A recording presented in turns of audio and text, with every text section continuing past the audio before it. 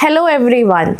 ഫെബ്രുവരി 1-ാം തീയതിയാണ് നമ്മുടെ assignment upload ചെയ്യുന്ന അവസാന തീയതി അല്ലേ? അതും ഫസ്റ്റ് സെമസ്റ്റർ സ്റ്റുഡൻസിന് 6th ഇൻടേക്കിൽ നമ്മുടെ ശ്രീനാരായണ ഗുരു ഓപ്പൺ യൂണിവേഴ്സിറ്റിയിൽ അഡ്മിഷൻ എടുത്ത കുട്ടികളുടെ കാര്യമാണ് കേട്ടോ പറയുന്നത്.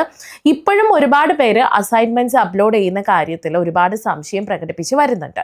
പക്ഷേ ഫെബ്രുവരി 1 എന്ന് പറഞ്ഞാൽ അടുത്ത ദിവസം ഫെബ്രുവരി 1 അപ്പോൾ നാളെ അത്ര ഒരു ദിവസം മാത്രമേ നിങ്ങൾക്ക് അസൈൻമെൻറ്റ് അപ്ലോഡ് ചെയ്യാനുള്ള ടൈമുള്ളൂ. ബട്ട് നിങ്ങൾക്ക് ഫൈനോട് കൂടിയിട്ട്, അതായത് ഓരോ പേപ്പറിനും ഓരോ അസൈൻമെൻറ്റിനും 50 rupees ഫൈനോട് കൂടിയിട്ട് നിങ്ങൾക്ക് അസൈൻമെൻറ്റ്സ് അപ്ലോഡ് ചെയ്യാം.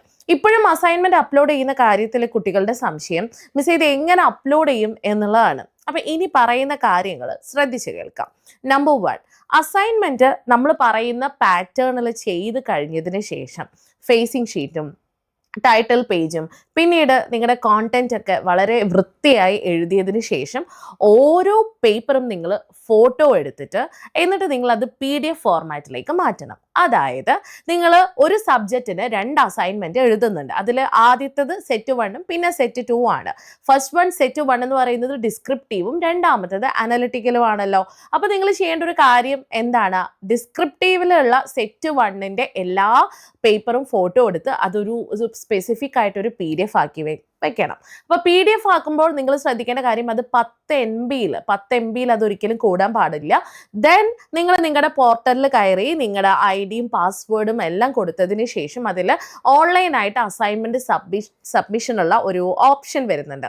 അപ്പോൾ ഓൺലൈൻ സബ്മിഷൻ ഓപ്ഷനിലേക്ക് വരുമ്പോൾ നിങ്ങൾക്ക് സെറ്റ് 1 ആണോ സെറ്റ് 2 ആണോ എന്നുള്ളത് കറക്റ്റായിട്ട് നിങ്ങൾ എന്ത് ചെയ്യുക? അപ്ലോഡ് ചെയ്യുന്ന സമയത്ത് നിങ്ങൾ ശ്രദ്ധിക്കണം 10 MB താഴെയാണല്ലോ നിങ്ങളുടെ അസൈൻമെൻറ്റ് എന്നുള്ള കാര്യം കൂടെ ഒന്ന് ക്ലിയർ ആക്കണം.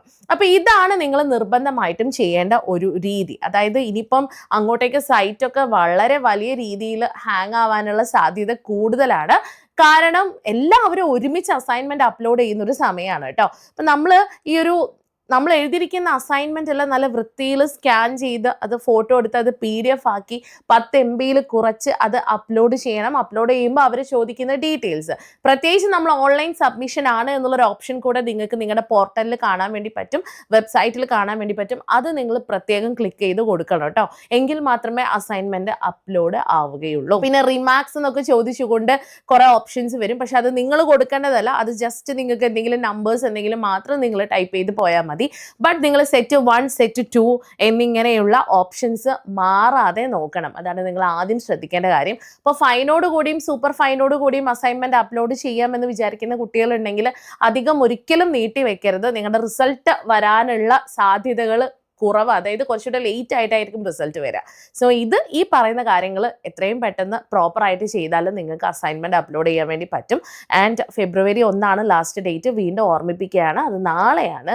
So go for it. And yes, assignment ഒക്കെ സബ്മിറ്റ് ചെയ്ത് കഴിഞ്ഞാൽ ബാക്കി എന്ന് പറയുന്നത് നിങ്ങളുടെ എക്സാം റിലേറ്റഡ് ആയിട്ടുള്ള കാര്യങ്ങളാണ്. അതിനെക്കുറിച്ച് നമുക്ക് അടുത്ത വീഡിയോയിൽ പറയാം.